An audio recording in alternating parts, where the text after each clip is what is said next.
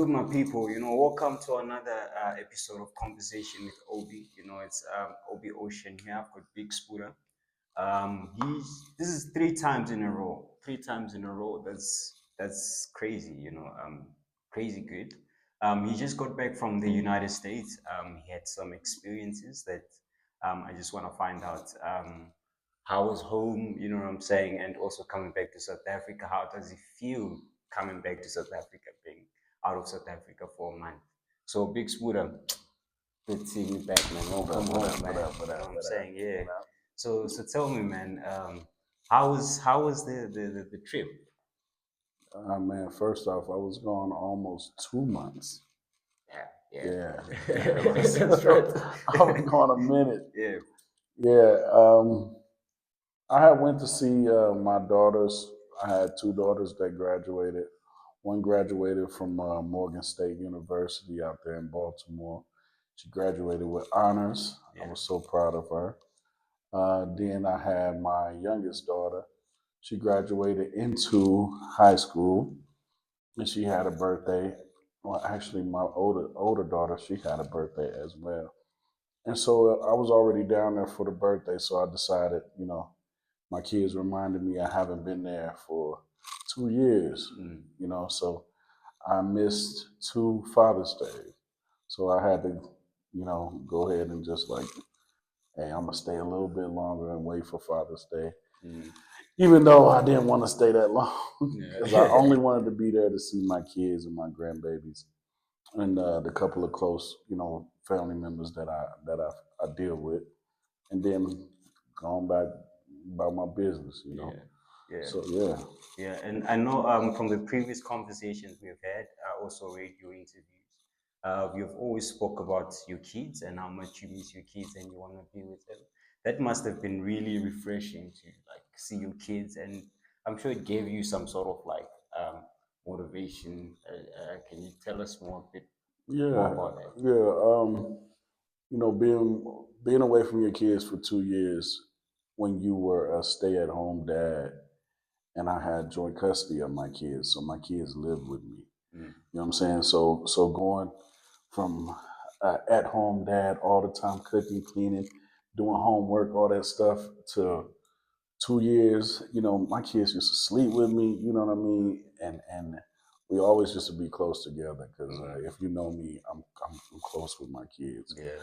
And going from that to 2 years by yourself, can't touch your kids, can't hug your kids, can't kiss them, no nothing. You know what I'm saying? It was extremely hard. Mm. But if anybody that's been traveling throughout their life and travel, you know, me, I had experiences with the military. I had to be away from my family before, so I had to bite down and block off emotions, because if I let my emotions go, I wouldn't be able to be here. Mm. Mm. So it was times that I'm by myself and I'm in the room and I'm crying my eyes out, crying myself to sleep, thinking about my kids and not being able to be with them.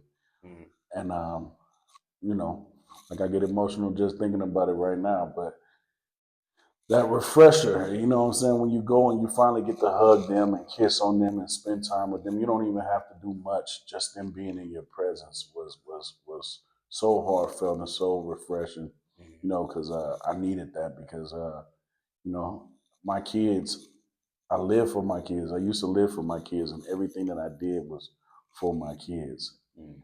So being away from them, it was like when I'm with my kids, I felt like I had a sense of purpose. Yeah. Being away from them, I didn't feel like, but I had to change that and Mm. develop into who I am right now, Mm.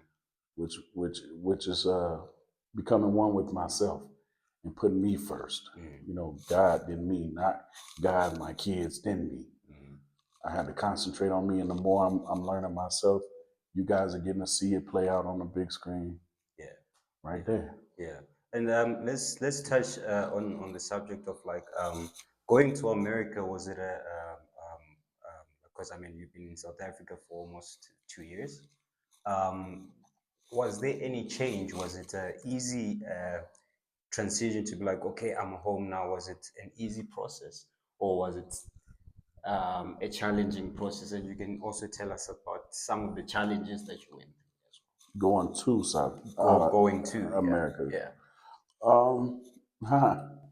Yeah, like my first couple of hours getting off the plane and driving to our destination where I was going to be sleeping. yeah, Ran into some racists.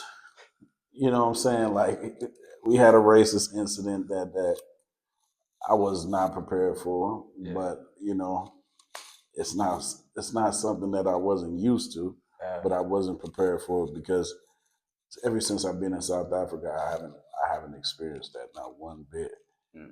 And so you just step foot back into the United States and you're dealing with racism immediately. It was like, yeah, I know why I left.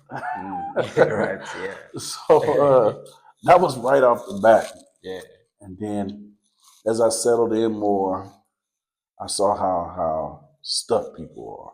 You know what I'm saying? Like everybody is stuck into their routine like zombies. It's like they walking in smog and mud, and nobody has time to do nothing other than work, Yeah.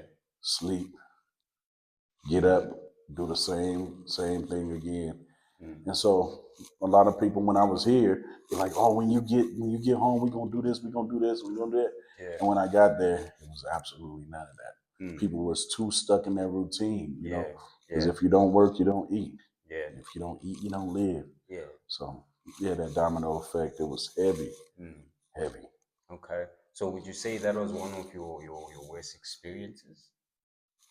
The Well, racism incident, was that your worst experience uh, that you had in America? as much as I want to say yes, It's not. it definitely That's really wasn't. not. As I was exiting to Yeah. come to United Yeah. States, as you know, Yeah. Let's pause on that because I'm coming to that. yeah. Let's speak about highlights on your best experiences that you had in America. Let's talk about the good things, the best experiences that you like.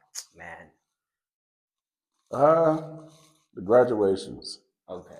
Yeah, seeing my daughter graduate from college, man, a prestigious school, H, what's it, HBC, HHBC, some shit like that. Historically Yeah, Black College, yeah, yeah, HBC, yeah, yeah, HBC. You know what I'm saying? That was like, wow, this is what I created. You know what I yeah, mean? yeah, I might not been there the whole time, but that's my DNA. yeah, It's yeah. my genes.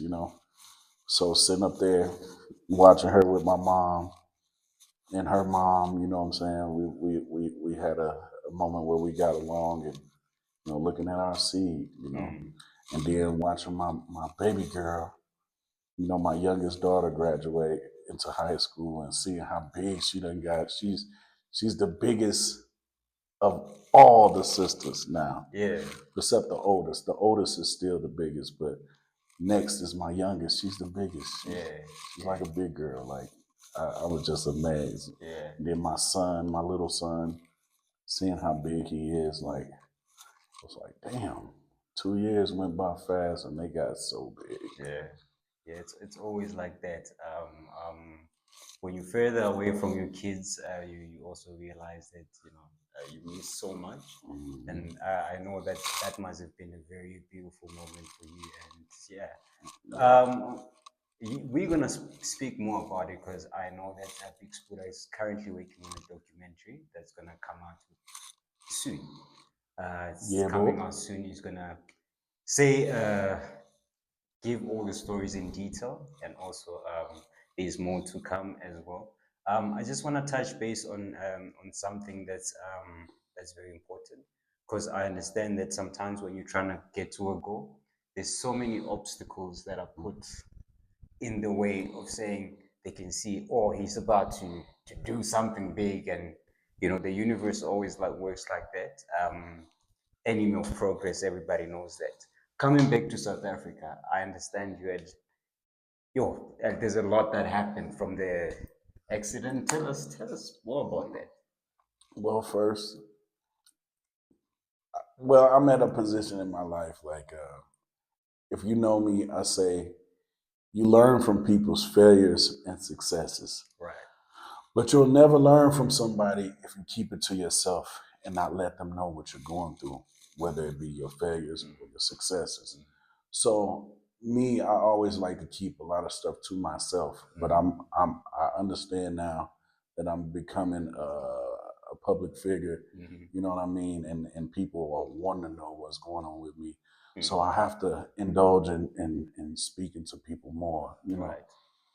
So, with that being said, I was down there to get a DNA test on a child that was alleged to be mine. You know what I mean? I've always known about her, but you know, we finally, like, long story short, I'll get into the highs and lows on the documentary. But you know, I had to go down there and do that. In the process, my son, my little son, he had a diabetic attack. You know, so we were in the emergency room for 3 days. And on exiting uh, um, the hospital, I'm going, and then I find out about another kid. You know what I'm saying? That's allegedly mine. Yeah, you know. So as I'm going to go see the kid, well, he's not a kid. Let me clarify that. He's a man. He's a man. He's 23 years old. Yeah, so as I'm going to meet him, I get the results back from the other DNA test. While I'm going and picking up the other DNA test and going to him, you know what I'm saying? And he's a 23-year-old. Yo, that situation happened, and then dealing with that situation with my son being sick, then I have to see if I find out another daughter. Like, it was just like, Yeah. is this my fucking life? Yeah. The emotional roller coaster, like the ups and downs. Yeah. My life is a movie. Yeah. That's when I saw this. Yeah. When I saw this boy in front of me, I'm like, my life is a movie. And so I'm back with my little one, my little daughter. You know what I'm saying? And we going to the store, regular stuff. You know, my friend Erica, shout out to Erica for letting me use her car.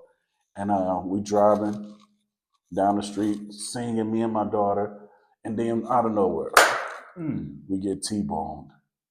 And man, seeing my daughter hurting, shaking, crying, man, I was on the verge of losing my mind. And then this dude started talking stuff to me. And man, let's just say I'm battling court stuff now. Yeah. You know what I'm saying? And not only with the accident, court stuff now, you know, and my body was so sore, you know, after the accident, and yet the next day I have to get on a flight to South Africa. So in the process of doing that, everything gets messed up. I end up being on the plane for 3 days. I was traveling for 3 days. Hotels, all this. Then I get here, no luggage. And mind you, I brought my friend's stuff, expensive stuff, with me for him, and it's not at the airport. So we doing this, tracking it down. Madrid, Spain. Damn. So you find yourself here in South Africa. You back at the motherland, but your luggage is not in South Africa. It's in is it? It was in. I think it was. We found it in Madrid, Spain, and then it went to Dallas, and Dallas to here, something like that. I don't know. And I'm just hearing that because that's like a emotional roller coaster. And just for me, just to ask, do you feel more at home now, and how are you feeling now after going through that? So How are you feeling now? when I first got here, I was thinking like, you know, the other times when I came to South Africa, as soon as I touched the land, I felt it. Yeah. I'm like, okay, when I hit, I'm gonna feel it. I'm gonna get back into my zone. Yeah. It didn't work. Yeah. I was still feeling like crap Yeah. when I got here, and I'm walking through the airport, and they see me. We're gonna get the footage from Elijah. He was filming me coming off into the, Yeah. you know what I mean? Yeah. And I'm looking miserable. He like, bro, I already know. Yeah. Yeah. And it's not till, because remember, my luggage is not here. It's not here. Yeah. And then I'm dealing with the accident stuff, and plus your son too. plus my son. Yeah, Yeah, your both of son. them. You Yeah, know what I'm saying? yeah, Both yeah, both of them. yeah, And then me and Erica is arguing about the accident. yeah, You know what I'm saying? And I'm like, man, like I just want to decompress. mm, You know what I'm saying? I just want to get to my house. So while we driving, you know what I'm saying, it's starting to slowly creep up on me. And then I get to my home and I see y'all like, yeah, okay, now it's like starting to feel like home. yeah, You know what I yeah, mean? And then I finally, I took the, I went into to my jacuzzi tub. yeah. And I got me A black a label. black label, boy, the beer of champions, man. Yeah, And I chilled out and I just zoned out. I was in there for like an hour, yeah, maybe 2 hours. yeah, And when I got out of there, that's when I felt like, yeah, I'm finally home. The yeah, devil was trying to keep me in the United States yeah, when he know that greatness is here. yeah, So, like he was saying in the beginning, when you have a blessing there, the devil knows your blessing that's waiting on you, and he's doing everything to stop you, throwing every obstacle. The devil tried to kill me. 100%, 100%. And I mean, like what they say, sometimes what doesn't kill you makes Make you you stronger. stronger. That's And right. for me, I can testify, like being under you, working under you, I can tell you that you quite a very strong person. And I just wanna also know about the future. Like, what does the future hold for Big Sbuda? What's the next move? Like, you Mm. just got back home from the States. What's the next move? What should we expect from Big Sbuda from now going forward? Content, content, content, Mm, mm, content, content, content. We're pushing to another level. Um, Legacy is like at hand. I've been home and I see the condition that my people are in, mm, that my kids are in, and like I hold the mantle. I'm that light, mm, and mm. I need to push harder to get them here because in the current situation that we're in this world, they trying to push World War III, and the United States is at the middle of everything, and I'm Yeah. trying to get my kids and my family, my loved ones, out of that place Mm, to be here in the spiritual realm. Like this is a different kind of Africa is different. mm. I don't care. Like you can say what you wanted to say, but if you haven't been here, you can't speak on it. Yeah. If you've been here, you know what I'm talking about. You feel it. You know, it's in the essence of our DNA. So I'm trying to get us back to where we become, where we Mm, belong. You know. mm, So for futures, we like I said, content, a book tour coming up. I don't know if we're gonna do an EP or album, mm-hmm. but we're just gonna be dropping music in this camp. It's Okay. just gonna be dropping music, and yeah, you might see me in a movie too. So It's very much possible. Yeah, and also from my side as well, I know we've got a song together called Impumelelo. yeah, bro. For those that don't know, Impumelelo speaks about just basically about making it. It's a very um, heartfelt song. Like we basically pouring out our hearts on the song. It's called Impumelelo. It's also a project that I'm looking forward. Yeah, And you show actually, your acting skills. yes, 100%, 100% Yeah, as well. So yeah, man, Big Sbuda, man, appreciate you for being on another conversation with Obi Ocean. for sure. It's Man, always a what would pleasure. you like to say to the kids, young kids out there, like the young kids that are trying to come up? Hey man, just keep on pushing. Put God first. You're never too old or never too poor to reach your dreams. If you speak it, you believe it, it can happen. Mm, Cause mm, I'm in my space right now. I'm an OG. You mm, know what I'm saying? mm, I never thought that I would. Well, let me take that back. I just didn't know how, when, or where, but I knew it was going to happen. mm. So, but I was surprised that it was happening at a ripe old age as I Yeah, am. yeah, But yeah. It's God's never. timing is the best time. It's they say that it's never too late to chase your dream. You the perfect example, and honestly, you do inspire the youth. With myself and also the other guys that we work with. Oh, what other Yeah. guys? What's the What crew? other guys? The crew. We've got behind the camera. We've got Creed, my You main see Creed. Creed. Cheetah. Yeah, in right now in the studio, actually, somebody's cooking up Working. in the studio. Yeah, we've got G Mesh in the studio. And of course, we've got our manager. Our manager is currently, working on something as well. So yeah, it's a full house. It's a full team, and we look forward to dishing you out what is the content we're gonna. Yeah, There's more to come, and you guys stay tuned. Yeah. From me, Obi Ocean, thank you very much for your time, and please like, share, subscribe, comment, everything.